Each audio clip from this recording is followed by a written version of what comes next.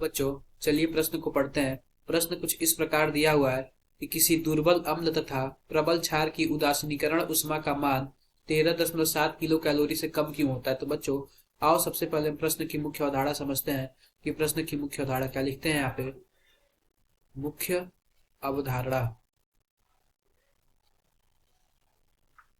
बच्चों बात करें मुख्य अवधारणा की तो मुख्य अवधारणा पर हम लिखेंगे उदासीनीकरण। उदासीनीकरण अभिक्रिया, उदासीनीकरण अभिक्रिया। बच्चों उदासीनीकरण अभिक्रिया कुछ इस प्रकार होता है। अगर कोई प्रबल अम्ल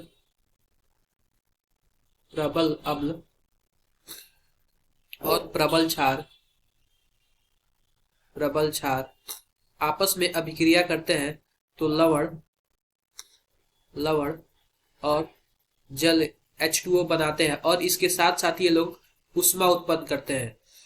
और बच्चों जी ये जो उष्मा का मान होता है ना, अगर 1 मोल प्रबल अम्ल है 1 मोल प्रबल क्षार है तो इस उष्मा का मान होता है 13.7 किलो कैलोरी होता है।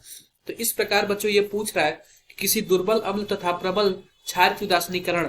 तो बच्चों मान लेते हैं कोई एक दुर्बल अम्ल ले लेते हैं, दुर्बल अम्ल, और कोई एक प्रबल क्षार ले लेते हैं, प्रबल क्षार। इससे भी बच्चों क्या होगा, इससे भी बच्चों हमारे पास लवण बनेगा और जल बनेगा और उष्मा बनेगी। जो इस बार उष्मा बनेगी ना वो कुछ इस प्रकार होगी। उष्मा जो बनेगी वो जो उष्मा का मान होगा वो 13.7 से कम होगा, कम किलो कैलोरी होगा। यह बच्चों इसलिए क्योंकि जो दुर्बल अम्ल है ना, दुर्बल अम्ल पूरी तरीके से वियोजन नहीं होता। दुर्बल अम्ल का पूर्ण रूप से वियोजन नहीं होता।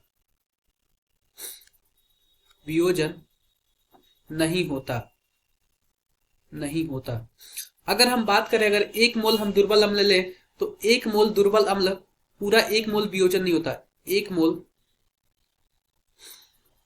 मोल दुर्बल अम्ल पूरी तरह से वियोजन नहीं होता। बच्चों जब किसी 1 मोल दुर्बल अम्ल का पूर्ण रूप से वियोजन नहीं होगा तो वह पूर्ण रूप से 1 मोल लवण नहीं बना पाएगा। तो जिसकी वजह से बच्चों उसकी ऊष्मा कम हो जाएगी। ऊष्मा कम हो जाएगी। और जब ऊष्मा कम हो जाएगी तो वह 13.7 किलो कैलोरी से कम हो जाएगा। तो इस प्रकार हमने समझ लिया कि क्यों 13.7 से कम होता है। तो बच्चों आशा करते हैं कि आपको मुख्य अवधारणा के आधार पर प्रश्न समझ आया होगा। धन्यवाद।